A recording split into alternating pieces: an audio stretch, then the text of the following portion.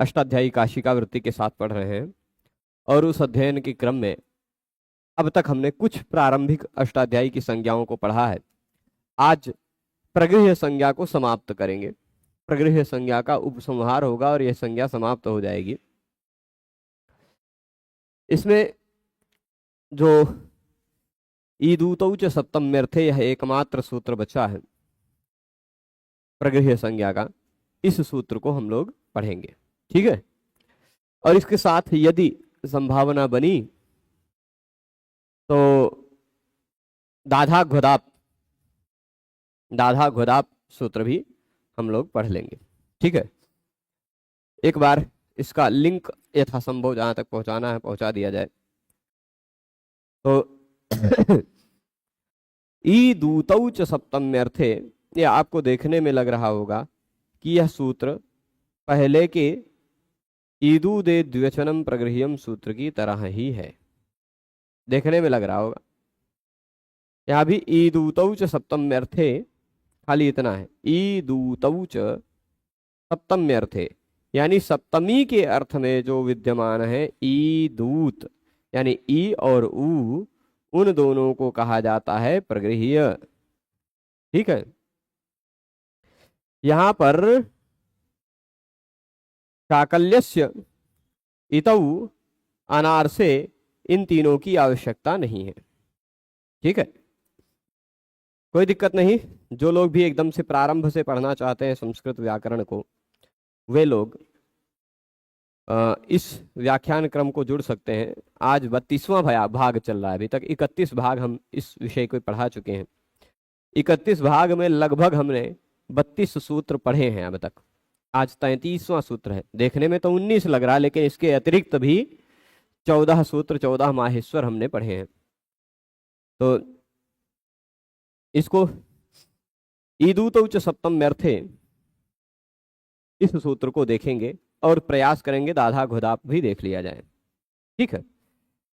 तो ईत ऊतौ च, इसमें दो शब्द दिखाई पड़ रहे होंगे। सप्तम्यर्थे, एक बात ये बोल रहे हैं, शाकल्यस्य इतौ अनार्षे इति निवृत्तम। शाकल्यस्य इतौ अनार्षे इति निवृत्तम। नारायण नारायण। ठीक है प्रभु, ठीक है, ठीक है, ठीक है। हमारे मन में जो है ना, वो हम अंत में बताएंगे। प्रश्न बढ़िया है, प्रश्न बढ़िया है, विचार करेंगे। तो चलिए पहले विषय पूरा कर लेने दीजिए।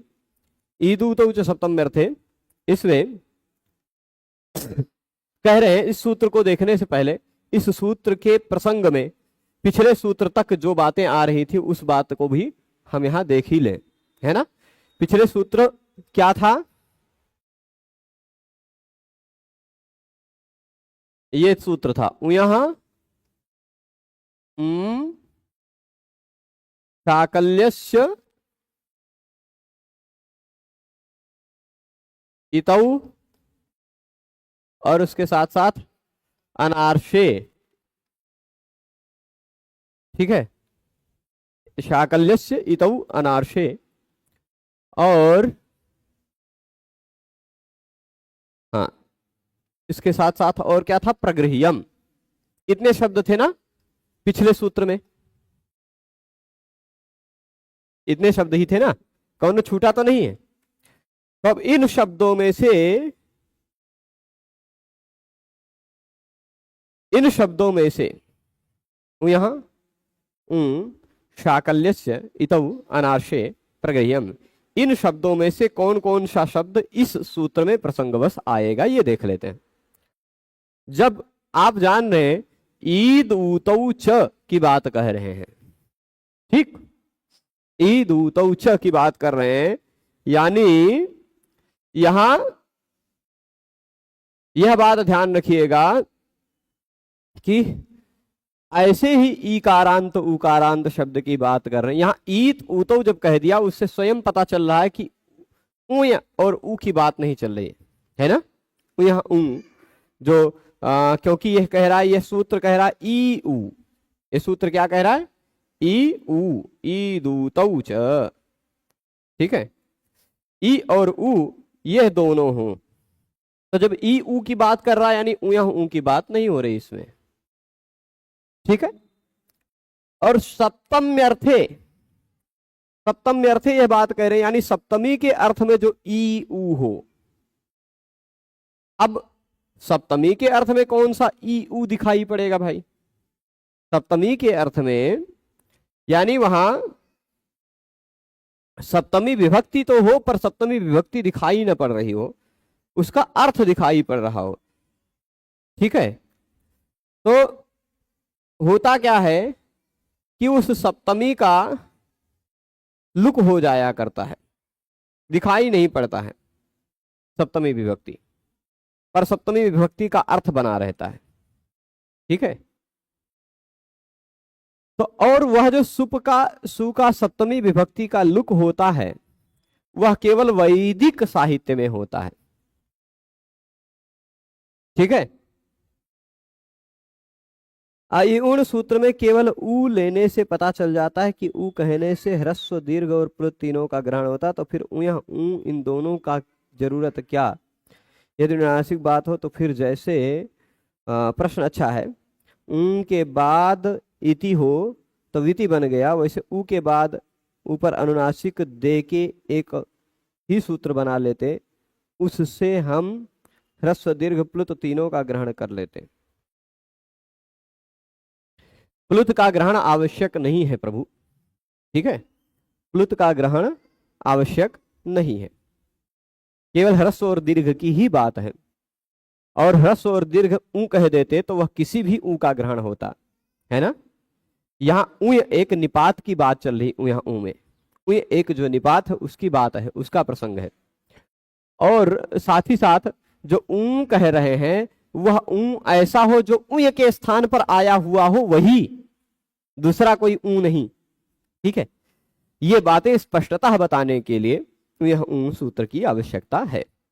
चलेगा? अब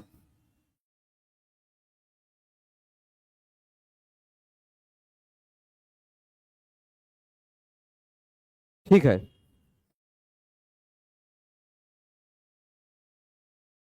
जी जी तो मैं बता रहा था कि ई ऊ की बात कह दी, इससे स्वयं अब पता चल गया कि ऊ और ऊ की बात नहीं है, यहाँ ऊ की बात नहीं है। अच्छा, यहां सप्तम्य अर्थे जब बात कह दी है तो सप्तमी के अर्थ में आने वाले ई ऊ अनार्ष में मिलवे नहीं करेंगे, वैदिक में नहीं मिलेंगे, वो वैदिक में मिलेंगे। ई ऊ सप्तमी विभक्ति के अर्थ में आ रहे हो ऐसा प्रयोग वैदिक साहित्य में मिलेगा, इसलिए अनार्षे वाली बात भी अपने आप खत्म हो जाएगी, और अनार्षे वाली बात समाप्त हो जाएगी तो एक योग निर्दिष्टानाम सहवा प्रवृत्ति सहवा निवृत्ति, एक साथ जिन तीनों शब्दों की अनुवृत्ति चल रही थी वह तीनों में से कोई एक भी विशेष विशेषण में से समाप्त हुआ तो सभी समाप्त हो जाएंगे, तो शाकल्य ऋषि का मत भी समाप्त हो जाएगा, शाकल्य से इतौ ये दोनों बात भी समाप्त हो जाएगी। ठीक है, तो अब केवल इतने है कि सप्तमी के अर्थ में ध्यान दीजिएगा, सूत्र का अर्थ खाली प्रगृह्यम शब्द आ रहा है बस। सप्तमी के अर्थ में यदि विद्यमान हो ई और ऊ तो उनको भी प्रगृह्य कहा जाता है। ठीक है, सप्तमी के अर्थ में यदि विद्यमान हो ई और ऊ तो उसको प्रगृह्य कहा जाता है। अब आप कहेंगे ई ऊ को तो प्रगृह्य ईदू दे द्विवचनम प्रगृह्यम से भी हो रहा था। ठीक, ई ऊ की प्रगृह्य संज्ञा तो ईदू दे द्विवचनम प्रगृह्यम से भी हो रहा था, पर वह केवल द्विवचन की ही हो रही थी। यह सप्तमी के अर्थ में हो, कोई वचन हो चाहे न हो। ठीक, और इस सूत्र में ए नहीं कहा गया, यानी ई ऊ ए ये तीनों की प्रगृह्य संज्ञा होगी पर केवल द्विवचन में, और ई ऊ की सप्तमी में, सप्तमी के अर्थ में भी हो सकती है, द्विवचन ना हो तो भी चलेगा, यही बात है। ई दूतो सप्तम्य अर्थे। एक बार फिर से बताइए कि दीर्घ ऊ कहां क्यों लिया गया, कहां लिया गया? ये बताइए कहां लिया गया? केवल उय से आप क्या कहना चाह रहे हैं? वहां एक बात ये ध्यान रखिए, वहां ह्रस्व उ और दीर्घ उ से मतलब नहीं है। वहां मतलब ये ध्यान से सुन लीजिए, वहां उय एक निपात है, उसकी बात चल रही है। कोई ह्रस्व उ होगा उसकी बात नहीं चल रही है। उय एक निपात है, उसकी बात चल रही है। और उस उय के उ को ह्रस्व उ अब मत समझिए आप, है हृदय ह्रस्व उ।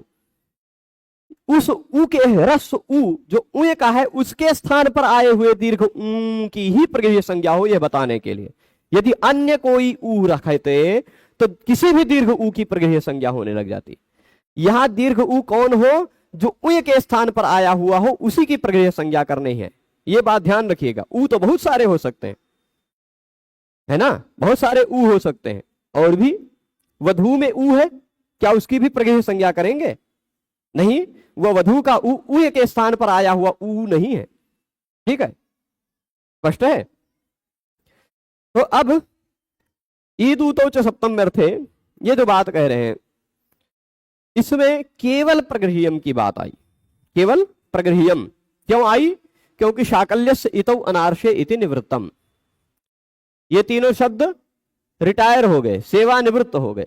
निवृत्तम मतलब अब इन तीनों शब्दों की आवश्यकता नहीं है। शाकल्यस्य इतौ अनार्षे, इनकी बात समाप्त हो गई। और ईदूतो कह देने से उया ऊ की भी बात अपने आप समाप्त हो गई। तो बचा क्या? खाली खाल प्रगृह्यम। ठीक ठीक, बचा क्या? केवल प्रगृह्यम ही बचा। जितने भी लोग प्रश्न कर रहे हैं विषय से बाहर का प्रश्न केवल अंत में पूछा करें, ये बात ध्यान रखें। ठीक है, ईदूतो च सप्तम में अर्थ है, ये बात बता रहा था मैं कि ई ऊ कह देने से उया ऊ की भी बात खत्म, यानी केवल प्रगृह्यम की बात आ रही है। ई ऊ, इसी को क्या कह रहे? ईदंतम ऊदंतम, ईदंतम ऊदंतम। ये ईदंतम ऊदंतम मत समझिएगा, ईदंतम और ऊदंतम दांत वाली बात नहीं है, है ना। ये ईत अंतम ऊत अंतम, जिसके अंत में हो ई और जिसके अंत में हो ऊ, वह ई अंत वाला ई दंत कहलाएगा। ऊ जिसके अंत में हो ऐसे को ऊ दंत कहा जाएगा।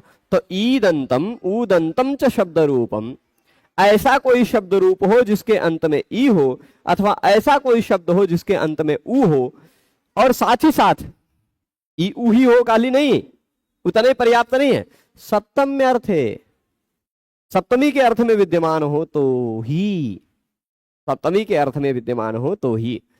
सप्तम्य अर्थे विद्यमानम प्रगृह्य संज्ञम भवति, सप्तमी के अर्थ में विद्यमान हो तो उसकी प्रगृह्य संज्ञा होती है।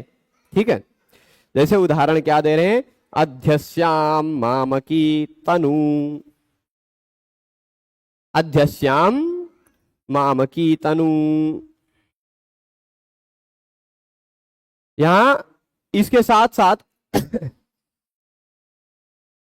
मामक्याम तन्वाम इति प्राप्ते, मामक्याम मामकी इति, तन्वाम तनु इति, सोमो गौरी अधिश्रिता, ये तीन उदाहरण दे रहे हैं। ठीक है, ये तैपलाद संहिता का उदाहरण है, ठीक, अथर्ववेद का। मामकी तनु, इसको मामकी तनु में ई है ऊ है, दोनों है ना, दोनों है कि नहीं?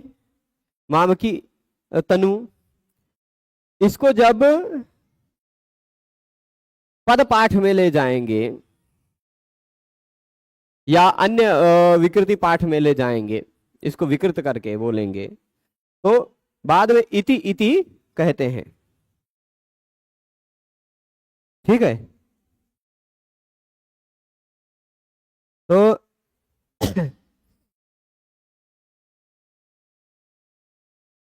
ईदूतो च सप्तम में अर्थे। तनु जी थोड़ा सा वेट कर लें, थोड़ा सा, अंत में बताऊंगा पूरी, और नीचे विवरण दिया रहता है, कहाँ मैं पढ़ाता हूँ, कितने बजे से पढ़ाता हूँ, ये सब कुछ दिया रहता है और थोड़ी सी स्पष्टता दे देंगे। ठीक है, विषय पर पहले ध्यान दे दिया करें, विषय से बाहर का ना पूछे तो मुझे भी बार बार ध्यान न भटके, तो ज्यादा और अच्छा रहेगा। तो ये क्या कह रहे हैं? ई हु होना चाहिए उसके अंत में, ऐसा शब्द रूप हो, चलेगा? ई ऊ हो जिसके अंत में ऐसा कोई शब्द रूप हो और वह सप्तमी के अर्थ में हो। ये मामकी तनु जो है ना, यहां अध्यस्याम का तात्पर्य ही पता चल रहा है, अधिष्ठित हो, अधिष्ठित हो। मामक्याम तन्वाम मतलब केवल ऊ मात्र का न्यास करने से स्थानित्व का लाभ होता तथा ऊ की सिद्धि करें कैसे से करेंगे। हाँ ठीक है, वही बात है, बहुत समस्याएं होती। अब कह रहे हैं मामकी तनु, यहां ध्यान दीजिएगा, यह मामकी तनु इसको स्पष्ट करने के लिए बाद में ऐसा भी लिख सकते हैं मामकी इति और तनु इति, है ना, मामकी इति तनु इति, ये मामकी और तनु, ठीक है। अब यह मामकी तनु में जो मामकी के बाद इति दिखाई पड़ रहा है, तनु के बाद इति दिखाई पड़ रहा है, इन दोनों में आप ध्यान से देखेंगे तो ये रहा ई, ये रहा ऊ, ई दू तऊ, ई ऊ है। पर यह ई जो है ना वह किस अर्थ में है, मामक्याम सप्तमी के अर्थ में है। तनु किस अर्थ में, तन्वाम, ये सप्तमी के अर्थ में, सप्तमी विभक्ति का तनु शब्द का रूप तन्वाम बनता है, तन्वाम। तो मामक्याम तन्वाम ऐसा होना चाहिए था, मामक्याम तन्वाम ऐसा होना चाहिए था, लेकिन मामकी और तनु यही रह गया। क्यों रह गया उसको थोड़ा सा मैं यहां दिखा देता हूं, मामकी तनु क्यों रह गया वह।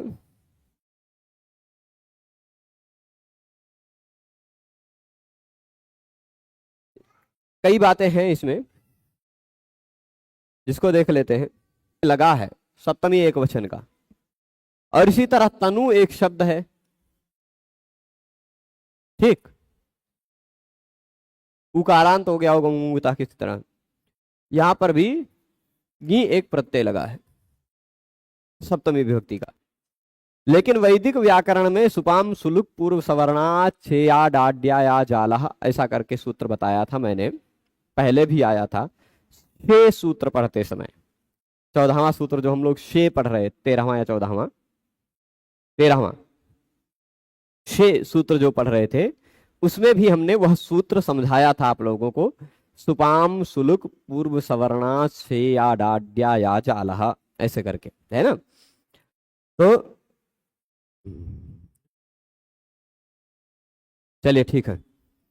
अब तनु और गी है, तनु और गी, यहां पर इस सुप विभक्ति का लुक हो गया, गायब हो गया, विभक्ति गायब हो गई। यानी यदि ये विभक्ति होती गी तो जैसे नदी का सप्तमी एक वचन नद्याम बन जाता है, वैसे मामकी का मामक्याम बन जाता है, जैसे वधु का वध्वाम बन जाता है, वैसे तनु का तन्वाम बन जाता है ना। तो यहां बनना चाहिए था मामक्याम, लेकिन सप्तमी विभक्ति का वैदिक व्याकरण में लोप हो जाता है, लोप हो सकता है, तो उस सप्तमी विभक्ति का लोप हो गया है, विभक्ति गायब हो गई, लुक हो गया है। विभक्ति गायब हुई पर उसका अर्थ तो है ही, अर्थ तो रहेगा ही। तो ये अब भले ही यहां सप्तमी विभक्ति नहीं दिखाई पड़ रही है, पर हम यह कह सकते हैं कि यह सप्तमी विभक्ति का अर्थ है यहां, है कि नहीं, क्योंकि जो विभक्ति लगा वह भले ही लुप्त हो जाए पर अपना अर्थ तो दे ही जाता है ना, अपना अर्थ तो दे ही जाता है। जो भी वर्ण लोप होते हैं, जो भी प्रत्यय लुप्त होते हैं, वह पुनः लुप्त होने पर भी क्यों, जब लुप्त ही होना होता है तो क्यों आए। जैसे मैं एक शब्द बोलता हूं, शब्द है मधु नपुंसक लिंग में, इस मधु शब्द के बाद सु प्रत्यय लगाएंगे प्रथमा एक वचन का, तो होगा क्या, समोर नपुंसकात, इस सूत्र से सु और अम, सु होता चाहे अम होता, पूरा पूरा गायब हो जाता, बनता है रूप क्या, मधु, मधु, मधुनी, मधुनी, मधु, मधुनी, मधुनी, बनता है कि नहीं। तो मधु शब्द का प्रथमा विभक्ति एक वचन में भी मधु बनता है, राम का राम बन जाता है, लेकिन मधु का मधु ही रह जाता है। अब यार रह तो गया मधु ही, प्रत्यय आया पर चला भी गया, लेकिन फिर भी यहाँ प्रथमा विभक्ति है, यह पता चलता है। सुप्रत्यय का एक वचन का अर्थ है, सुप्रत्यय का अर्थ जो एक संख्या है वह यहाँ भी है। प्रत्यय आया, लुप्त हुआ, पर वह अपना अर्थ दे जाता है। तो यहां भी प्रत्यय आया, लुप्त हुआ, पर वह अपना अर्थ दे गया। तो सप्तमी विभक्ति का प्रत्यय था, वह सप्तमी विभक्ति का प्रत्यय लुप्त हुआ, पर वह सप्तमी विभक्ति का अर्थ वर्तमान है। तो हम ऐसा कह सकते हैं कि यह ईकारांत शब्द है सप्तमी अर्थ में, यह उकारांत शब्द है सप्तमी अर्थ में। तो ईदूतो च सप्तमी अर्थ हो गया कि नहीं? यानी कि यह मामकी प्रगृह्य है, यह तनु प्रगृह्य है। प्रगृह्य है कि नहीं? और जो भी प्रगृह्य होता है उसके तुरंत बाद स्वरवर्ण आने पर संधि कार्य नहीं होता। यही अध्यस्याम मामकी तनु में मामक्याम तन्वाम होना चाहिए था, मामक्याम तन्वाम इति प्राप्ते। मामक्याम का मामकी बन गया मामकी इति, तन्वाम बन गया तनु इति, बन गया। तो तनु इति मामकी इति, यहां पर संधि कार्य नहीं हुआ। क्यों? क्योंकि प्रगृह्य है। ठीक है जी प्रभु, हरे राम जी। तो अब कोई दिक्कत नहीं। सोमो गौरी अधिश्रिता, सोमो गौरी अधिश्रिता, इस उदाहरण को भी देखिएगा। यहां सोमो है, सोमा, गौरी, ये गौरी शब्द जो दिखाई पड़ रहा है वह गौरी शब्द सप्तमी विभक्ति के अर्थ में है, गौर्याम अर्थ में है। ठीक है, गौरी शब्द जो है वह गौर्याम के अर्थ में है। तो ईकारांत है, उसके साथ साथ ही ईकारांत है, साथ ही साथ क्या है? प्रगृह्य संज्ञा है, सप्तमी के अर्थ में भी है ना। यहां भी गौरी के बाद गी प्रत्यय था, उसका भी सुपाम सुलुक पूर्व सवर्णाक्षे या जाला इस सूत्र से लुक हो गया। यहां भी गौरी के बाद लगे हुए गी प्रत्यय का लुक हो गया, तो सप्तमी विभक्ति का लुक हुआ है, पर सप्तमी विभक्ति अपना अर्थ बचाए हुई है। तो सप्तमी विभक्ति के अर्थ में है यह ई, इस कारण से उसके तुरंत बाद स्वरवर्ण आने पर भी संधि कार्य नहीं हुआ। पहले प्रगृह्य संज्ञा हुई, ईदूतो च सप्तम्य अर्थे सूत्र से। यहां इस सूत्र में जितने भी उदाहरण मिलेंगे वैदिक साहित्य के उदाहरण मिलेंगे, क्योंकि यह सप्तमी अर्थ में ई उ हो, सप्तमी विभक्ति के अंतिम सप्तमी विभक्ति में कहीं अंत में ई उ शब्द रूप में नहीं मिलेंगे, है ना। ई उ अंत में नहीं मिलेंगे, क्योंकि प्रत्यय है गी, गी का ई हो सकता है, ए हो सकता है, आम हो सकता है सप्तमी एक वचन में, है ना, या लुक हो सकता है। ई उ कहीं मिलता नहीं है, ई उ नहीं मिलता है, इसलिए ई उ हो, सप्तमी के अर्थ में हो, गायब हुआ हो, वह केवल वेद में ही संभव है ना। इसलिए वैदिक उदाहरण ही मिलेंगे इसके। सोमो गौरी अधिश्रिता, ईदूताविति किम। अब प्रश्न पूछ रहे हैं, ईदूतौ इति किम। सूत्र में ईदूतौ ना कहते तो क्या होता? तो खाली यही होता सप्तम्य अर्थ है, यानी सप्तमी विभक्ति ना हो, सप्तमी विभक्ति के अर्थ में कौनो स्वर हो तो उसकी प्रगृह्य संज्ञा हो जाती। ईदूतो कहने से केवल ई उ की ही प्रगृह्य संज्ञा हो रही है। ईदूतो न कहते तो ई उ के अतिरिक्त अन्य किसी भी स्वरवर्ण की प्रगृह्य संज्ञा हो सकती थी ना। ई उ के अतिरिक्त वर्ण की भी तो प्रगृह्य संज्ञा हो सकती थी। तो इसके बाद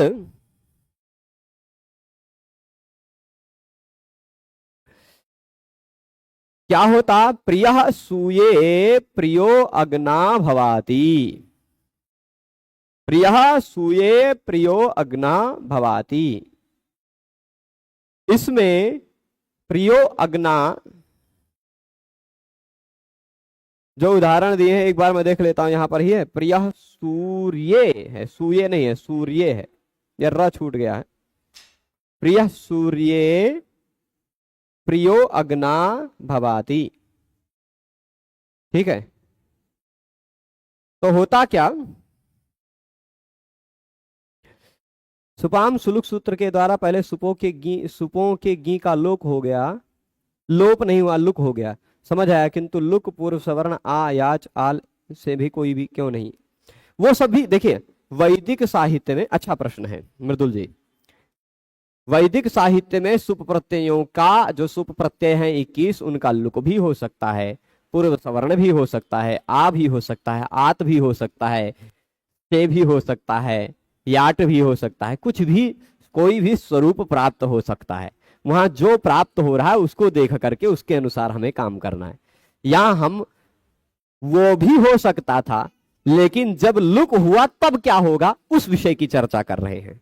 ठीक है, जब वह आज आल इत्यादि होता उसके भी उदाहरण मिलते हैं, पर उसकी चर्चा अभी यहां नहीं है। ठीक है, चलेगा। जब ई ऊ का लुक हो जाता तो क्या होता उस विषय की चर्चा चल रही। तो यहां प्रिय सूर्य है, प्रियो अग्ना भवाती। इस उदाहरण में अग्ना जो है यह अग्ना नहीं है अग्नऊ। क्या है, मूल रूप में अग्नऊ है। वही सुपाम सुलुक पूर्व सवर्णाच से या डाड्या या जाला, उसी नियम से यहां भी अग्नऊ का अग्ना हो गया, आ हो गया है।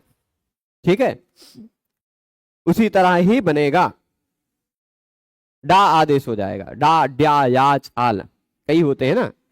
तो चलिए, आप कह रहे थे और कुछ क्यों नहीं हुआ, तो उदाहरण दे दिया। अग्नि के बाद सुप प्रत्यय लगा है ना।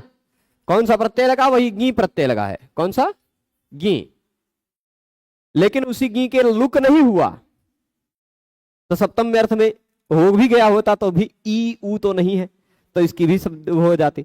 यहां गी के जगह पे डा हो गया है यदि तो, और डा में से बचता है आ। पर जब कभी भी डा आता है ना, मैंने बताया है इस में कि जब कभी भी डकार आता है तो उससे पहले अपने टी को डकार जाता है, मतलब अपने से पहले आने वाले स्वर वर्ण के समुदाय को नष्ट कर जाता है। तो यह अग्न बचा, ई गायब हो गया, उस अग्न में आ जुड़ेगा, अग्ना बन जाएगा। ठीक, यह अग्ना जो है सप्तमी अर्थ में ही है, पर ई उ अंत में नहीं है। ई उ अंत में नहीं है, इसलिए इसकी प्रगेय संज्ञा नहीं होगी। यदि इसकी प्रगेय संज्ञा हो जाती तब गड़बड़ होता है ना। अग्नि शब्दात परस्याह सप्तम्याह डादेशा, वो लिख भी रहे हैं यहां कि इसमें अग्नि शब्द के बाद पर जो सप्तमी विभक्ति लगी है गी प्रत्यय, उसके स्थान पर डा आदेश हो गया है, और सप्तमी तो वहां सप्तमी का डा ग्रहण हो गया ईदुतो च सप्तम अर्थी के कारण। ठीक नहीं, यहाँ सुपाम सुलुक पूर्व सवर्णात से या डाड्या या जाला, इस सूत्र के कारण सप्तमी ग्रहणम किम। अब सप्तम में अर्थे क्यों कह रहे हो, सप्तम में अर्थे क्यों कह रहे हो, तो धीति मति सुष्टुति, धीत्या मत्या सुष्टुत्या इत्यादि प्राप्त। यहां धीति मति सूति सुष्टुति, हाँ नहीं, तो धीति मति सुष्टुति, ये जो उदाहरण ई दिखाई पड़ रही है, ठीक, ई दिखाई पड़ रहा है ना सब में अंत में, वह तृतीया विभक्ति के रूप में है। यहां भी सुपाम सुलुक तृतीया विभक्ति के टा प्रत्यय का लुक हुआ है, तृतीया विभक्ति का लुक हुआ है। तो यदि तृतीया विभक्ति का लुक हुआ होता तो यदि सूत्र में सप्तम में अर्थे कहे होते, यदि सूत्र में सप्तम में अर्थे न कहे होते, तो सूत्र क्या रहता, ई दूतौ, ई उ होना चाहिए किसी भी अर्थ में हो, है ना। तो ये तृतीय अर्थ में भी जो धीति मति सुष्टुति है, इसकी भी प्रगेय संज्ञा होने लग जाती। धीत्या मत्या सुष्टुत्या इति प्राप्ते, धीत्या मत्या सुष्टुत्या ऐसा प्राप्त होने पर जो धीति मति सुष्टुति बन जाता है, इसकी भी प्रगेय संज्ञा होने लग जाती है ना, जो कि नहीं होती। तो अर्थ ग्रहणम किम, अब अर्थ ग्रहण क्यों कह रहे हैं, सप्तमी ही नहीं, सप्तमी ही नहीं, ईदूतौ च सप्तम्याम कह देते, सप्तम में अर्थे क्यों कहा, अर्थ क्यों कहा, अर्थ का ग्रहण क्यों किया, तो अर्थ ग्रहण के इसलिए किया क्योंकि वापी अश्वः, वापी अश्वः, वाप्यश्वः, फिर नदी याति नद्याति, यह क्या है, नद्याति, नद्याति ही है कि कुछ दूसरा है, उड़ गया, पेज नंबर देख लेता हूं मैं। हाँ, यहां है क्या, सुष्टुत्या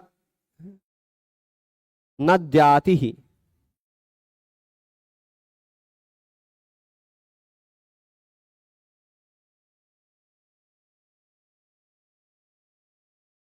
तो यहां क्या होता है, वापी अश्वः, यहां भी देखिएगा वाप्यश्वः बन गया तो चलेगा। मैं इसको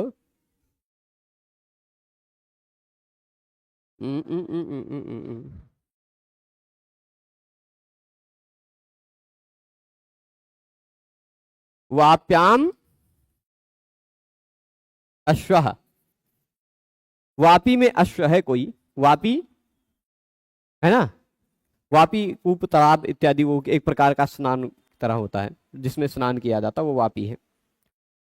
यहाँ नद्याति नहीं है, नद्याति ही है, विसर्ग होना चाहिए, वही गड़बड़ है लग रहा था, है ना, है भी नद्याति ही, विसर्ग ही, मैं नद्याति पढ़ रहा था। तो वाप्याम अश्वः, ऐसी स्थिति में समास होने पर वाप्याम का बचता है वापी, समास होने पर भी पूर्व में आने वाली शब्द की विभक्ति का लोप हो जाता है। समास में भी वापी गी अश्व सु का समास होता तो गी का लोप हो जाता है सप्तमी का, यहां भी सप्तमी का लोप हुआ है, सुपो धातु प्रातिपदिकयो, है ना। पर यहां अर्थक ग्रहण क्यों किया, तो कह रहे हैं वापी अश्वः में यहां सप्तमी है और इकारांत भी है ना, सप्तमी भी है इकारांत भी है, परंतु सप्तमी का अर्थ नहीं है, सप्तमी का अर्थ नष्ट हो गया। ठीक है, समास में, कारण कि समास में समस्त पद का अर्थ होता है, पृथक पृथक शब्द का अर्थ नहीं। जब वापी अश्व में समास हो गया तो जो नया शब्द बनेगा उस शब्द का अर्थ रह जाएगा, इस समास में रहने वाले अलग अलग शब्दों का अर्थ गौण हो जाएगा। ठीक है, तो इस कारण से यहां जो सप्तमी विभक्ति लुप्त हुई है वह अपने अर्थ को भी ले गई है। ठीक, तो अब ये वापी अश्व में जो ई के बाद अश्व का अ है वह ईदूतो जो है सप्तमी भी है लेकिन अर्थ नहीं है, सप्तमी भी है लेकिन अर्थ नहीं, क्योंकि पूरे शब्द का स्वतंत्र एक अर्थ रहेगा। तो इस कारण से इसलिए सप्तम्य अर्थे न होने, अर्थ यदि ग्रहण न किए होते, खाली सप्तम्याम कहे होते तो सप्तमी समास में भी यहां भी प्रगृह संज्ञा होने लग जाती। प्रगृह संज्ञा होती तो वापी अश्व ही बनता, वाप्यश्व नहीं बन पाता, है ना, प्रगृह संज्ञा होती तो। उसी तरह नदी और आती ही होगा। ठीक, यहां पर भी सप्तमी विभक्ति, नदी कोई प्राणी होता है, नदी, नद्याम आती ही नद्याति ही, तो यहां पर भी ई के जगह पर या हो जाएगा, संधि कार्य हो जाएगा, जो कि संधि कार्य यदि प्रगृह संज्ञा होती तो नहीं होती। सप्तमी विभक्ति का अर्थ लुप्त हो गया, यहां भी अर्थ भी नहीं है, यही तात्पर्य है। तो अब देखिए, तपरकरणम असंदेहार्थम, तपरकरण क्यों किया, ईदूतऊ में ईत ऊत क्यों कहा, ई ऊ खाली कह देते, ई ऊ अलग अलग कह देते, तो ई ऊ अलग अलग नहीं कह सकते हैं, क्योंकि ई ऊ लिखते, ठीक, तो संधि करनी पड़ती इन दोनों में, इन दोनों में संधि करके ई के जगह पे यह हो जाता, ई के जगह पे यह हो जाता, उसमें ऊ जुड़ जाता, बन जाता यू, ई ऊ ना रहता यू बन जाता। तो यहां त जो जोड़ दिया गया है, ईत ऊत त जोड़ करके लिख दिया है ना, वह क्यों, कहेंगे बीचों में एक त जोड़ना चाहिए था, यू ना हो पाए इसलिए ईत और ऊ खाली लिख देना चाहिए था। तो ईत ऊ का फिर द्विवचन लगाते तो ईद वो ऐसा कुछ होने लग जाता, है ना, ईद ऊ, यहां दोबारा ता नहीं लगाते तो इसको भी कुछ विभक्ति के साथ संधि होने लग जाती ना, विभक्ति प्रत्यय के साथ, और इसलिए उसमें संधि ना हो पाए इसलिए इसको भी ता लगा दिया। तो ईद ऊत औ, ईद ऊत औ, औ प्रत्यय लगा प्रथमा द्विवचन का, सु औजस वाले औ, तो ईद ऊतौ में जो औ प्रत्यय लगा है, ठीक, यहां क्या है, तपरकरण किया गया है, किस लिए, असंदेहार्थम, संदेह ना हो इसलिए, संदेह ना हो पाए इसलिए। तो अब कह रहे हैं, आगे क्या बता रहे हैं, ईदूतौ सप्तमीत्येव लुप्तेऽर्थग्रहणात् भवेत्, पूर्वस्य चेत् सवर्णो वाडां भावः प्रसज्यते वचनादि यत्र दीर्घत्वं तत्रापि सरसी यदि ज्ञापकं स्यात् तदन्तत्वे वामा पूर्वपदस्य भूत्। कुछ दो कारिकाओं में सैद्धांतिक बातें बता रहे हैं, उन सैद्धांतिक बातों को भी हम लोग देख लेते हैं। ठीक, तो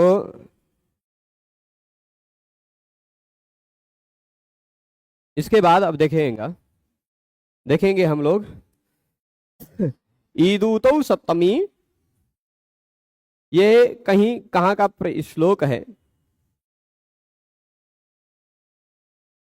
महाभाष्य में है ये। ठीक, महाभाष्य में दो श्लोक हैं, दोनों कारिकाएं। अर्थे शब्द की आवश्यकता प्रदर्शित करने के लिए महाभाष्य में दो कारिकाएं बताई गई हैं। ठीक,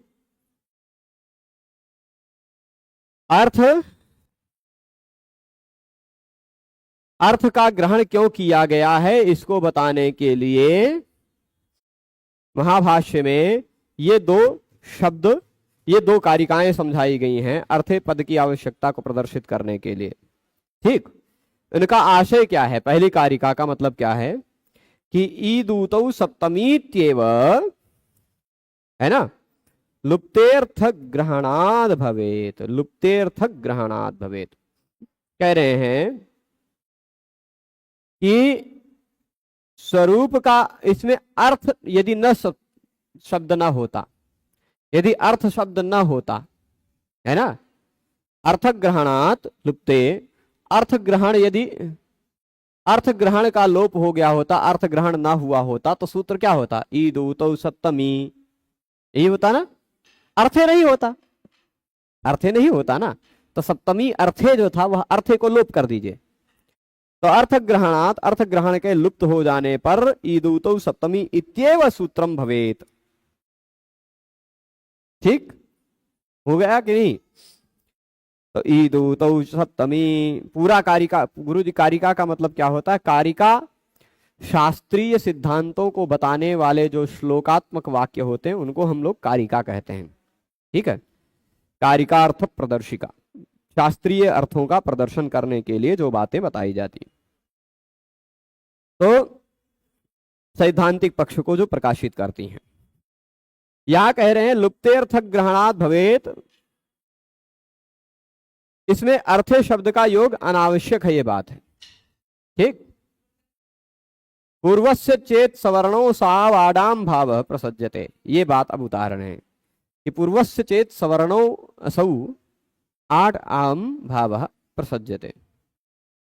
ये बात क्यों कह रहे हैं? लुप्तेर्थ ग्रहणाद भवेत, इसका मतलब क्या होता है यहां बता रहे हैं व्याख्याकार कि सप्तमी विभक्ति के लोप हो जाने की स्थिति में, सप्तमी विभक्ति लोप हो गई होती, ठीक, और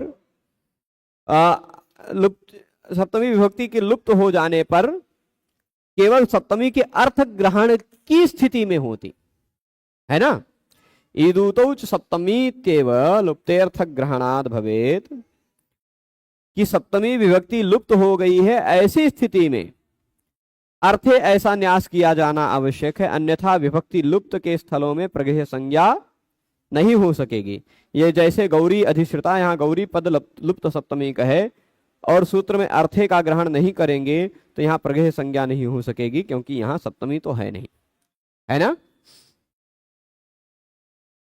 तो यदि मतलब ये है कि ईदूतौ सप्तमी यदि खाली कहते तो सोमो गौरी अधिश्रिता इत्यादि जो पूर्व में उदाहरण देखे वहां सप्तमी तो है नहीं, सप्तमी लुप्त हो गई है ना, सप्तमी ही लुप्त हो गई। यदि सूत्र में अर्थ ग्रहण किया है तभी इकारांत उकारांत की गौरी अधिश्रिता इत्यादि में प्रगृह्य संज्ञा संभव है, अन्यथा प्रगृह्य संज्ञा संभव नहीं है। ठीक है, अब इसके बाद पूर्वस्य चेत सवर्णोऽसौ, अर्थात पूर्वोक्त स्थल में गौरी पद में सप्तमी का लुक न मान करके पूर्व सवर्ण दीर्घ हो गया है, सुपांशु लुक मान ले, तो भी समाधान हो जाएगा, अर्थे पद के ग्रहण की आवश्यकता नहीं रहेगी। ठीक, तो यह कह लेते हैं कि यहां सप्तमी का लुप्त होने पर ही ये काम हुआ है, ये बात नहीं है। सप्तमी के लुप्त होने पर ही यह कार्य हुआ है, यह बात नहीं है। सप्तमी लुप्त नहीं होती है, फिर भी कुछ लोग होते हैं परेशान करने के लिए। हाँ, सप्तमी लुप्त नहीं होती, वहां पर भी यह कार्य होता है ना। एक मिनट, हाँ, यह कह रहे हैं कि ईदूतो सप्तमी तेव, पहली बात ध्यान रखिएगा, अर्थ ग्रहण लुप्त हो, लुप्ते अर्थ, अर्थ ग्रहण, अर्थ ग्रहण मतलब सप्तमी का लुप्त हो गया हो।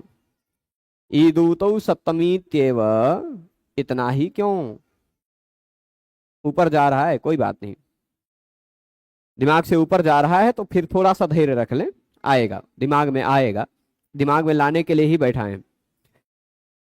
केवल आप कल्पना यह कीजिए कि सूत्र में ईदूतो च सप्तम अर्थ, सूत्र का अभी तक तो अर्थ समझ गए ना, सूत्र के पदकृत्य में हम लोग उलझे। पदकृत्य का मतलब सूत्र में कोई शब्द की क्या आवश्यकता, तो अर्थ शब्द की क्या आवश्यकता, यह प्रश्न उठा है। प्रश्न क्या उठा है, अर्थ शब्द की क्या आवश्यकता।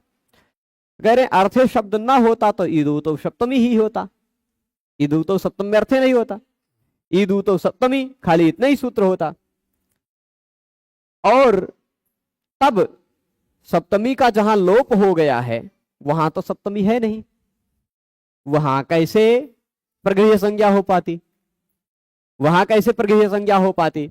जैसे सोमो गौरी अधिश्रितः, यहां गौरी जो शब्द दिखाई पड़ रहा है, इस गौरी शब्द में सप्तमी विभक्ति तो है नहीं, गौरी शब्द में सप्तमी विभक्ति है नहीं, सप्तमी विभक्ति जो था वह लुप्त हो गया है, लुप्ते। तो अब यदि आप सूत्र केवल ईदूतो सप्तमी बनाएंगे तब काम नहीं चलेगा, क्योंकि यहां सप्तमी विभक्ति है नहीं, लुप्त है ना। यदि सूत्र में अर्थ ग्रहण किए हैं तो अर्थ ग्रहणात भवेत, अर्थ ग्रहण कर दिया तब तो ये काम चल जाएगा, तब तो इसकी प्रगृह्य संज्ञा हो जाएगी, क्योंकि सप्तमी भले ही नहीं है पर सप्तमी का अर्थ है। वही बात कह रहे हैं, लुप्ते अर्थ ग्रहणात भवेत। स्पष्ट है? अच्छा ठीक है भाई, तो अर्थ ग्रहण करने की आवश्यकता है, क्यों है? फिर प्रश्न पूछ रहे हैं, नहीं अर्थ ग्रहण की आवश्यकता नहीं है, हम सप्तमी का लोप हुआ है ऐसा मनवय नहीं करेंगे। हम क्या मान लेंगे, गौरी के बाद गी प्रत्यय था, ये जो सप्तमी का, गौरी के बाद जो सप्तमी का गी प्रत्यय था वह लुप्त नहीं हुआ, हम ऐसा मान लेंगे।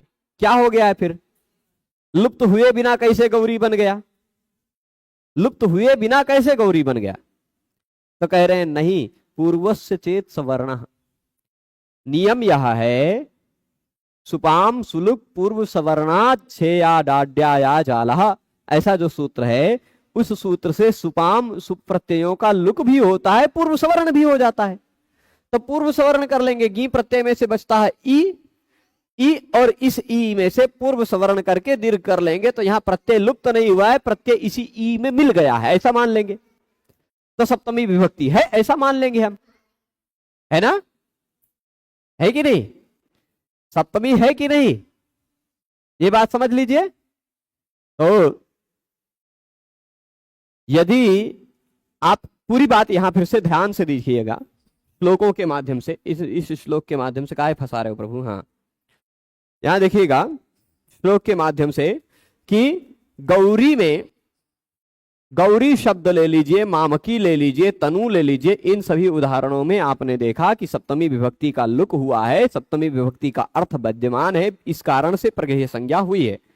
यदि सूत्र में अर्थ शब्द नहीं होता, केवल ईदूतो सप्तमी इतना ही शब्द होता, तो इस गौरी शब्द की प्रगृह्य संज्ञा नहीं हो पाती। क्यों नहीं हो पाती? गौरी अधिश्रिता में प्रगृह्य संज्ञा नहीं होती, गौरी अधिश्रिता ऐसा कुछ होता है ना। क्यों होता? क्योंकि सप्तमी तो है नहीं, सप्तमी कहां है गौरी में, सप्तमी तो लुप्त है, लुप्ते ईदूतो कैसे ग्रहण हो पाएगा, कैसे प्रगृह्य संज्ञा हो पाएगी?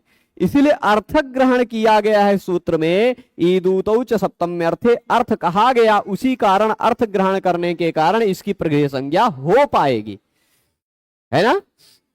अर्थ ग्रहण करने के कारण इसकी प्रगृह्य संज्ञा हो पाएगी। यदि अर्थ ग्रहण नहीं होता तो इसकी प्रगृह्य संज्ञा नहीं हो पाती। कहेंगे नहीं भाई, आप कह रहे हो, मतलब पहला जैसे ये सिद्धांत पक्ष हमने अपने अभी तक बताया, तो पूर्व पक्षी ने एक प्रश्न और पूछ लिया। क्या आप कह रहे हो यहां सप्तमी विभक्ति थी, लुप्त हो गई है, उसका अर्थ बचा है। सप्तमी विभक्ति थी, लुप्त हो गई है, उसका अर्थ बचा है, इस कारण से सप्तम्य अर्थे सूत्र में अर्थ की आवश्यकता है, क्योंकि अर्थ नहीं होगा तब सप्तमी विभक्ति यहां है ये नहीं। तो ईदूतौ सप्तमी यदि सूत्र कहेंगे तो सप्तमी है ये नहीं, तो प्रगृह्य संज्ञा भी नहीं है। अर्थ कहेंगे तो सप्तमी का अर्थ तो है, सप्तमी लुप्त हुई है लेकिन सप्तमी का अर्थ तो है, अर्थ है, इस कारण प्रगृह्य संज्ञा हो जाएगी।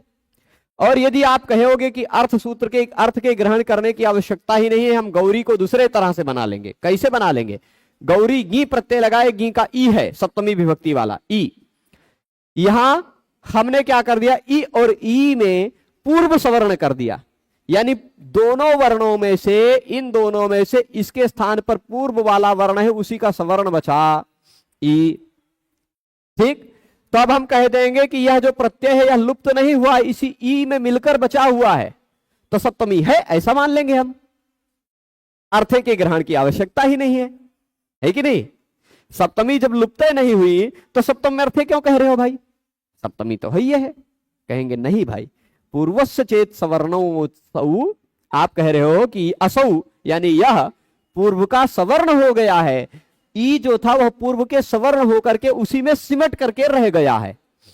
तनु और गी था, क्या था, तनु और गी था, गी में से बचा था ई, वह ई आकर के इसी पूर्व वर्ण में सवर्ण होकर के मिल गया है, तनु बन गया। यदि ऐसा कहेंगे तब तो कोई दिक्कत ही नहीं कि सप्तमी विभक्ति लुप्त नहीं हुई है, इसी में है, इसी में समय सिमट के रह गई है, इसी के स्वरूप में मिल गई है, मिश्रित हो गई है, तो सप्तमी अर्थे की जरूरत नहीं। ईदूतौ सप्तमी कह के भी काम चला सकते हैं। नहीं, क्यों नहीं चला सकते हैं? क्योंकि असौ पूर्वस्य चेत सवर्णः तर्हि आठ आम भावः प्रसज्यते। आठ आम भावः प्रसज्यते का तात्पर्य है कि सप्तमी विभक्ति में ईकारांत उकारांत शब्द यदि हो, सप्तमी विभक्ति में यहां गौरी और गी में से ई जो था, है ना, ई जो था बचा है गी प्रत्यय का, वह कित प्रत्यय है, और यह नदी संज्ञक शब्द है, ईकारांत शब्द है। एक नियम है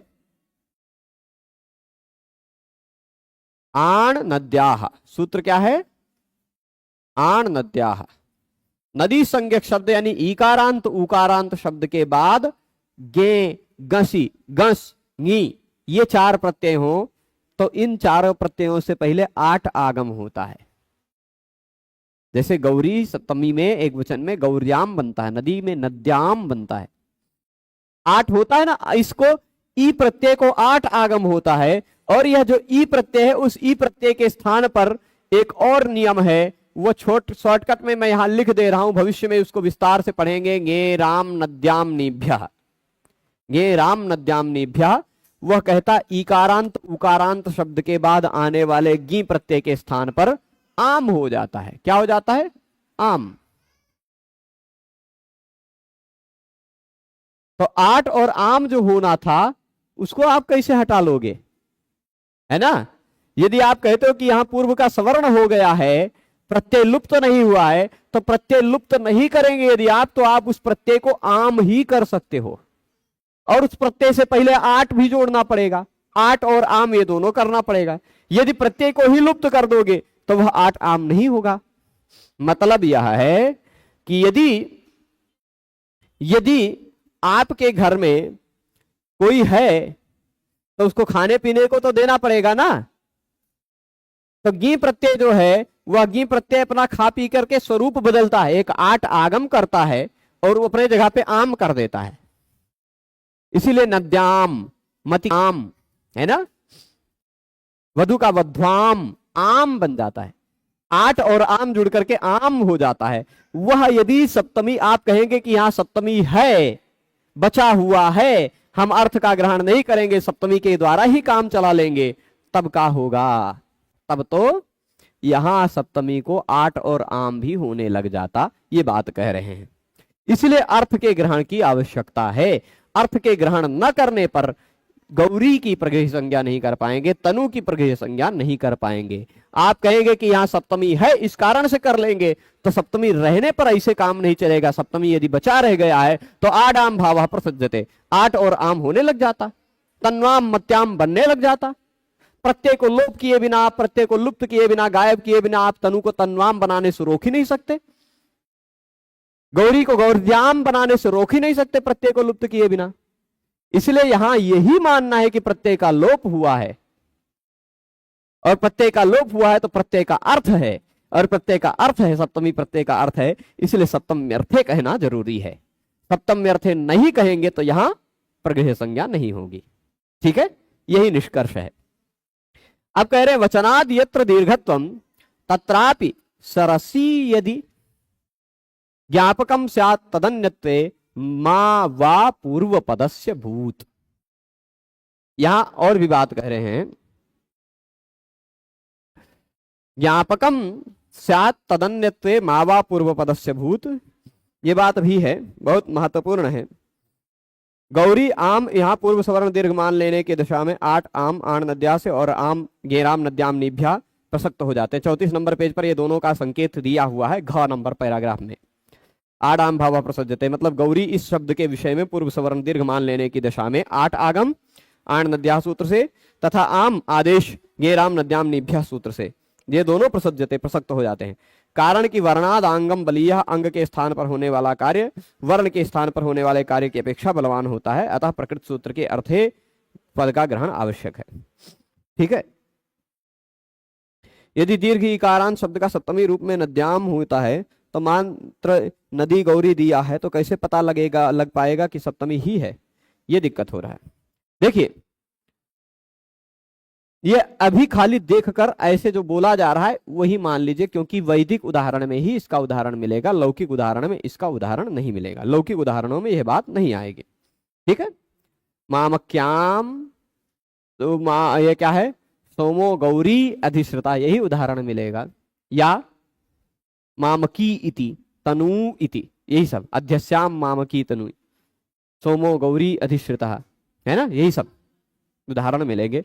इसके अतिरिक्त उदाहरण लौकिक में नहीं मिलेंगे, क्योंकि लौकिक में सप्तमी के अर्थ में ई उ मिलते ही नहीं है।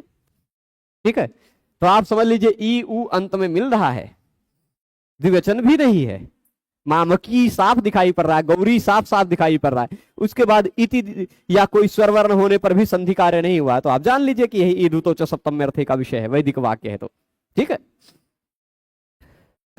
कई पहचान के तरीके होते हैं ना।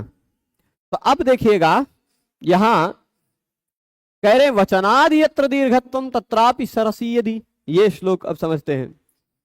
वचनाद यत्र दीर्घत्वम ईदूतो च सप्तमी, इस सूत्र में ही इतना ही सूत्र बना देते और सप्तमी के लुक के स्थलों पर वचन सामर्थ्य से प्रगृह संज्ञा हो जाएगी, अतः सूत्र में अर्थे पद का ग्रहण व्यर्थ है।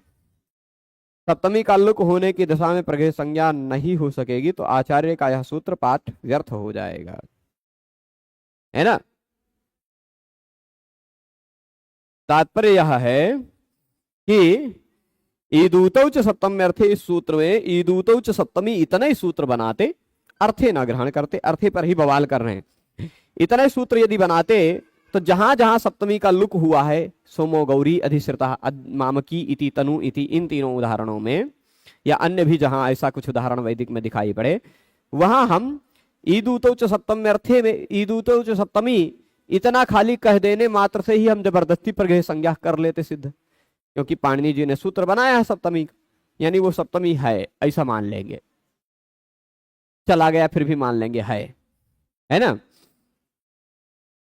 तो प्रगृह संज्ञा यदि हम जबरदस्ती करना चाहेंगे वचन ग्रहण सामर्थ्य मात्र से ही, तो फिर अर्थे शब्द का योग यहां लाना व्यर्थ है। ये बात यदि आप लेते हैं तब तो सप्तमी जहां जहां लुक हुई है, ठीक, तो ऐसी दिशा में प्रगृह संज्ञा नहीं हो सकेगी, तो आचार्य का सूत्र पाठ व्यर्थ हो जाएगा। ठीक, यानी ईदूतो च सप्तमी खाली इतने है, खाली ईदूतो च सप्तमी इतने है, तो जहां जहां सप्तमी का लुक हुआ है वहां पर भी प्रगृह संज्ञा हो जाएगी, ये बात है ना। और सप्तमी का लुक होने की दशा में प्रगृह संज्ञा नहीं हो सकेगी, तब तो आचार्य का यह सूत्र ही व्यर्थ हो जाएगा। तो वचनात्, ये वचन से ही इतना सिद्ध होता है कि प्रगृह संज्ञा भगवान पाणिनि करना चाहते हैं, भगवान पाणिनि प्रगृह संज्ञा करना चाहते हैं, और जहां जहां सप्तमी का लुक हुआ वहीं प्रगृह संज्ञा करना चाहते हैं, है ना। और यदि सप्तमी के लुक होने पर प्रगृह संज्ञा न हो पाती, है ना, क्योंकि न हो पाती, अर्थ ही ग्रहण न करते, तब तो पाणिनि जी का ये सूत्र भी बेकार हो जाता, ई उ सप्तमी में मिलवे नहीं करेंगे कहीं विशेष। और यत्र दीर्घत्वम, कहा यदि हम ऐसा मान लेते कि पूर्व सवर्ण दीर्घ हो गया है, सप्तमी लुके नहीं हुआ है, तो फिर वचनाद यत्र दीर्घत्वम धृतिम न शुष्कम शरसी शयानम, यहां शरसी पद में सप्तमी का लुक नहीं है, अपितु दीर्घादेश है ना। वचनाद यत्र दीर्घत्वम तत्रापि सरसी यदि, यहां एक देखिएगा सरसी शब्द है, कौन सा शब्द है, सरस, इसमें सप्तमी विभक्ति का सरस शब्द के बाद गी प्रत्यय लगा है, ठीक, सरस के बाद गी प्रत्यय लगा है।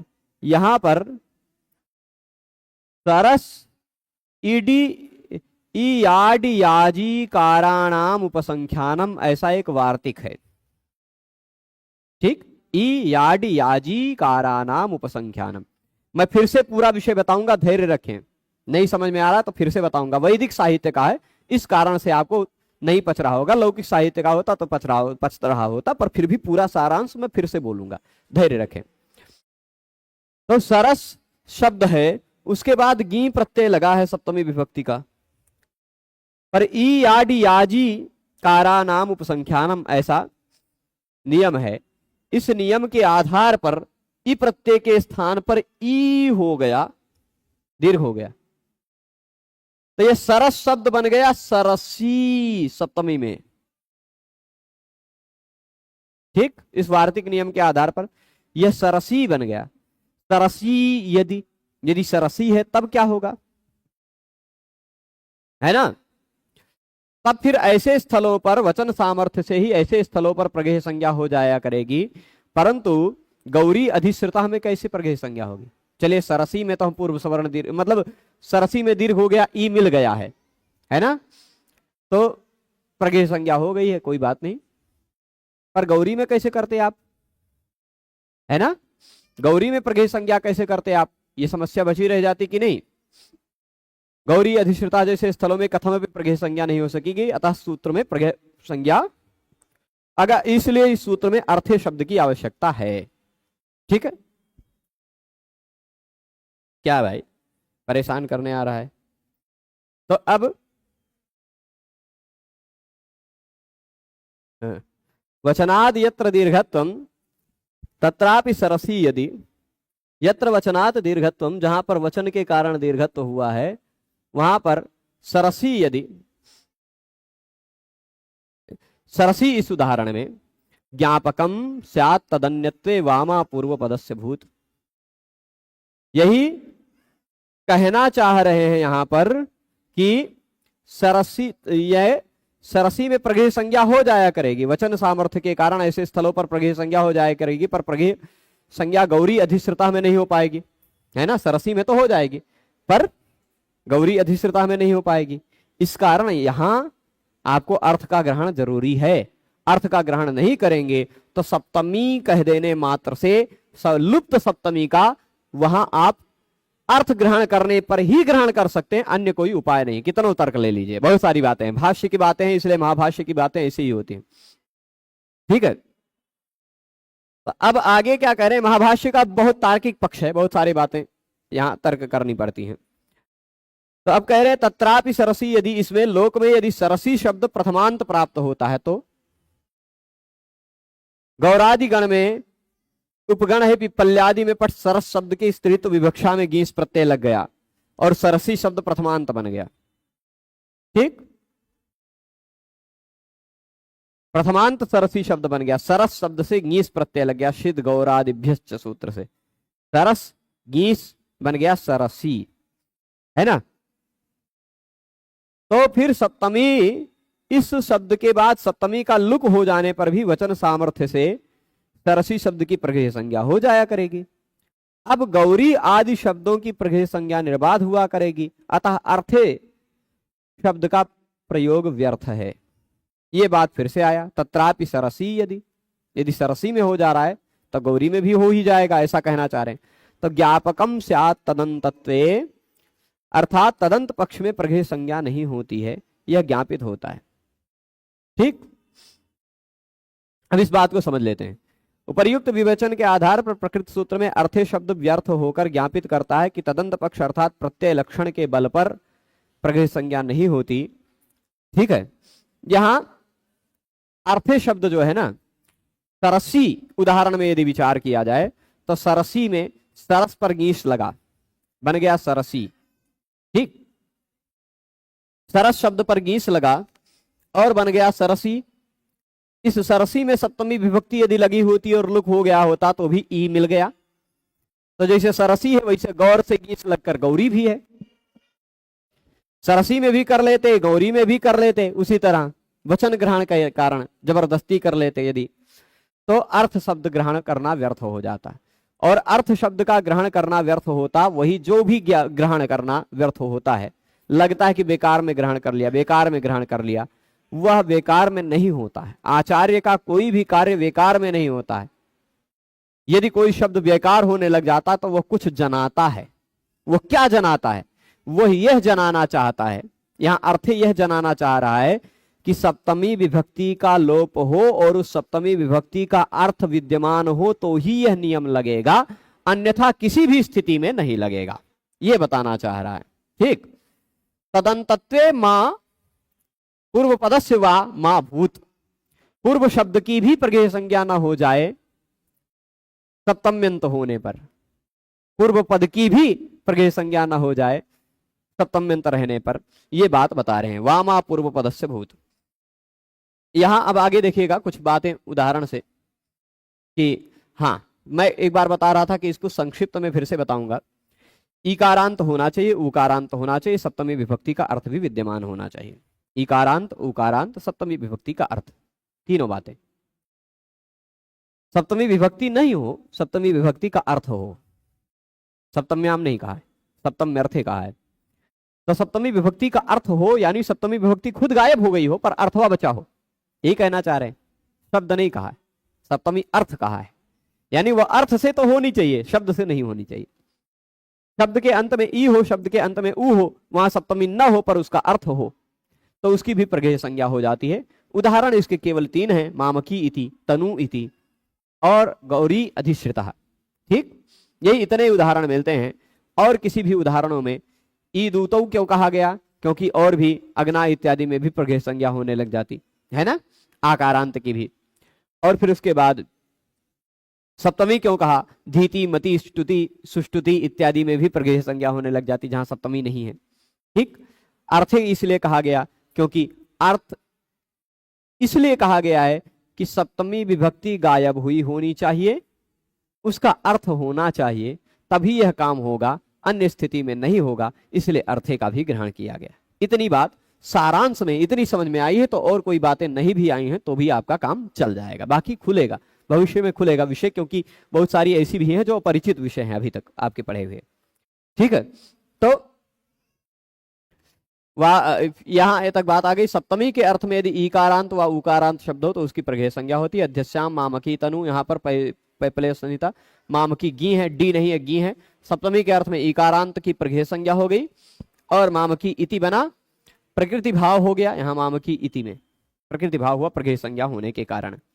आगे अगला सूत्र दाधा घुदाप।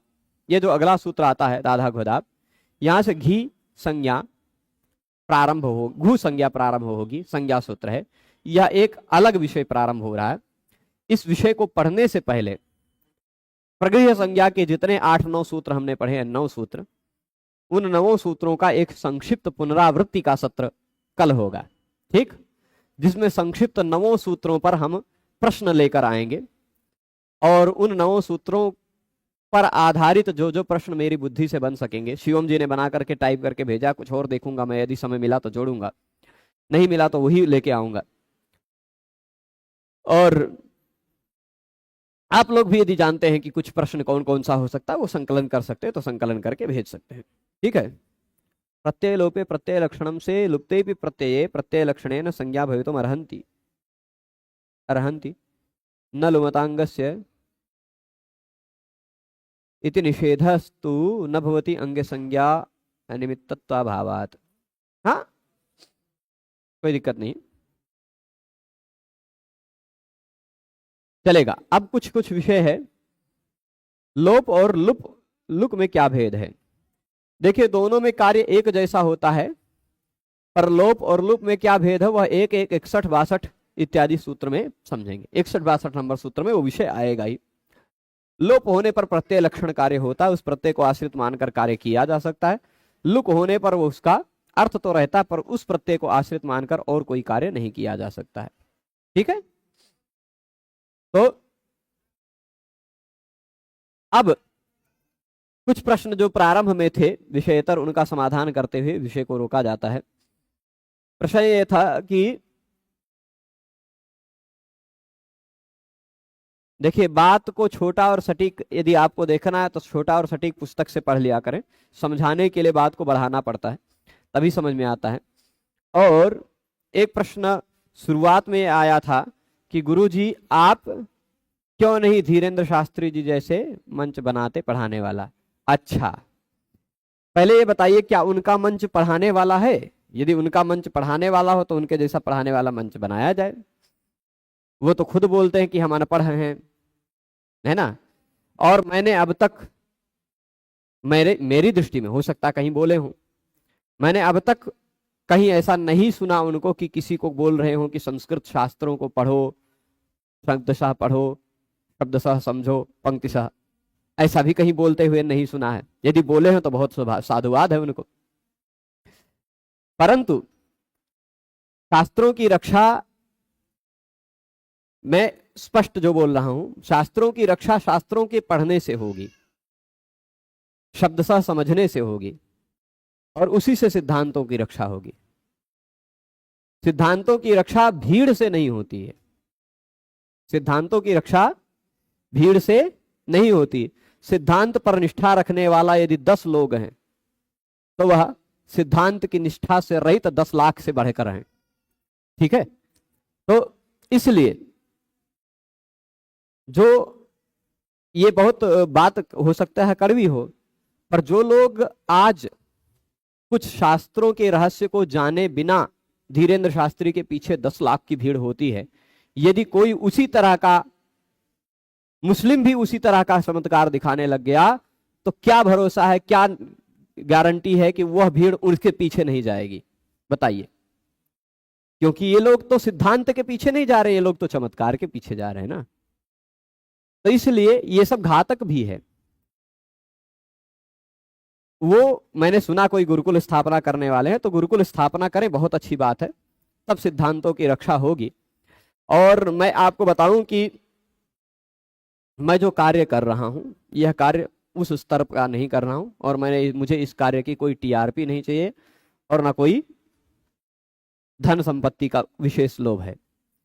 मेरा संकल्प यह है कि जो कोई भी पढ़े, 10 लोग भी पढ़ें, पर शब्दशः पढ़ें। मुझे अपने मरने से पहले अपने जैसे 10-20 लोगों को तैयार करना है जो पंक्ति सह पढ़ सकें, पढ़ा सकें, पंक्ति सह पढ़ने का सामर्थ्य रख सकें, ठीक। तो कितने महीने में पूर्ण हो जाएगा? यदि आपको बहुत जल्दी हो तो फिर आप ले करके पढ़ना प्रारंभ कीजिए। 4000 सूत्र हैं। अब तक 32 भाग में हम लोगों ने 33 सूत्र पढ़े हैं। 4000 सूत्र कितने भागों में जा सकता है, सामान्यतः आप कल्पना कर सकते हैं। और पर मैं ये नहीं कह रहा हूं कि इतना भाग में जाएगा, क्योंकि आगे पहला अध्याय तक स्लो चलूंगा मैं। हो सकता है पहले पाद के बाद ही स्पीड बढ़े। अभी ही बढ़ती हुई दिख रही होगी, आगे बढ़ेगी ही और भी, क्योंकि जो विषय एक बार पढ़ते जाते हैं उस तरह का विषय सूत्र आता रहेगा तो होता जाएगा। ठीक है, तो विषय स्पीड पकड़ेगा। किसी किसी दिन ऐसा भी होगा जब हम एक दिन में 10 सूत्र भी पढ़ेंगे, एक दिन में 12 सूत्र भी पढ़ेंगे और सब समझेंगे, सब समझेंगे। पहले अध्याय के तीसरे पाद में ही ऐसी बातें आना प्रारंभ हो जाएंगी जहां हम लोग एक एक दिन में 15-15 सूत्र भी खींच सकेंगे। ठीक है, तो और सब समझ में आएगा, ऐसी भी बात है ना। तो मेरा जो लक्ष्य है कि ग्रंथों को पंक्तिशः पढ़ना, जितने लोग यहां बैठकर पढ़ रहे हैं वो लोग मेरे लिए सम्माननीय हैं, क्योंकि आजकल शॉर्टकट के जमाने में लोग सब शॉर्टकट खोज रहे हैं, है ना। सिद्धांत हमारा जो है वह शॉर्टकट से नहीं मिलेगा। 31वां भाग नहीं मिल रहा है, हो सकता है कि किसी कारणवश 31वां भाग ना चल पा रहा हो, क्योंकि शेड्यूल मैं नहीं करता हूं, मैं तो जो पहले ऊपर रहता है वो लाइव हो जाता हूं, एक बार देख लीजिएगा। विषय तारतम्य है कि नहीं, 30वें नंबर सूत्र में जो 30वें भाग में जो सूत्र पढ़ा है, हो सकता है 32वें में उसी के जस्ट आगे हो, नंबर गड़बड़ हो गया हो सकता है, संभव है ना। और यदि नहीं है तो आप खोजिएगा, उसी में लाइव में ही मिलेगा, लाइव में जाकर। और मेरी व्यवस्था है कि मैं एक जगह सरकारी सेवा में हूं, सरकारी सेवा में होने के कारण मुझे और बहुत सारी सरकारी व्यवस्थाओं में, एक परिवार में भी हूं, मुझे परिवारीय व्यवस्थाओं में भी देखना है, सरकारी व्यवस्था में भी देखना है। उसके अतिरिक्त जो समय निकाल पाता हूं उतने समय में आप लोगों के लिए कुछ पढ़ा पाता हूं। पर केवल इतना लक्ष्य है कि जो ये सरकारी व्यवस्था का भी थोड़ा सा समय घटे, परिवार का भी थोड़ा और समय घटे, तो फिर मैं आप लोगों को और ज्यादा समय दे करके और ज्यादा ग्रंथों को पढ़ा पाऊं। पर ये पढ़ना पढ़ाना अंत में जीवन जब तक है तब तक चलता रहेगा, है ना। वो आप लोगों ने देखा ही होगा, वो तो संकल्प है। एक्सीडेंट होने के अगले ही दिन पढ़ाने में आया हूं, उपस्थित हुआ हूं। और ठीक है, ऑनलाइन एक प्रकार का गुरुकुल है, ऑनलाइन गुरुकुल में जितने लोग जुड़े हैं पढ़ते रहें, और ऑफलाइन भी जो आना चाहते हैं वो यहाँ आकर पढ़ सकते हैं। और जो भी लोग इन सारे वीडियो को अपने, जो अभी तक मैंने जो वीडियो बनाए हैं, वो किसी भी वीडियो को अपने भी चैनल पर अपलोड करना चाहते हैं अपलोड कर सकते हैं। खाली यही नियमावली है कि मैं अपने चैनल पर किसी भी वीडियो में ऐड नहीं रखता हूं, क्योंकि हम पैसा कमाने के लिए नहीं पढ़ाते हैं, है ना। ऐड से कोई बहुत ज्यादा पैसा नहीं आता है। मैंने जब ये समीक्षा की कि लगभग 60 लोगों के मोबाइल में जब ऐड आता है, किसी में जोमेटो आया, किसी पे ड्रीम 11 आया, किसी पे माई 11 सर्कल आया, किसी पे कुछ आया, किसी पे कुछ आया, ऐसे ऐड आता है जब 60 लोगों के मोबाइल में, तब जाकर के मुझे 1 रुपया मिलता है। तो मैं अपने 1 रुपये की प्राप्ति के लिए क्यों 60 लोगों को ऐसी अनावश्यक कचरे वाली चीजें दिखाऊं। तो मेरे कंटेंट में आपको, मेरे वीडियो में आपको कभी भी ऐड नहीं मिलेगा। और जो लोग भी अपलोड करें यहां से डाउनलोड करके, उन लोगों से भी आग्रह है कि वो लोग भी ऐड न दें। ठीक, बस अपलोड करते रहें, मैं कभी कॉपीराइट नहीं करूंगा। ठीक है, केवल यही है, विषय का प्रचार हो, कहीं से भी प्रचार हो, कोई भी करे। ठीक है, मैं इसलिए इस पूरे वीडियो में कभी भी, पिछले पूरे कहीं भी देखा होगा आपने, अपना नाम भी नहीं बोलता हूं। कोई मुझे जाने चाहे न जाने, विषय को जाने, ये जरूरी है। ठीक है, तो चलेगा। सभी लोग पूरे व्याख्यान में जुड़े रहे, उसके लिए सभी को बहुत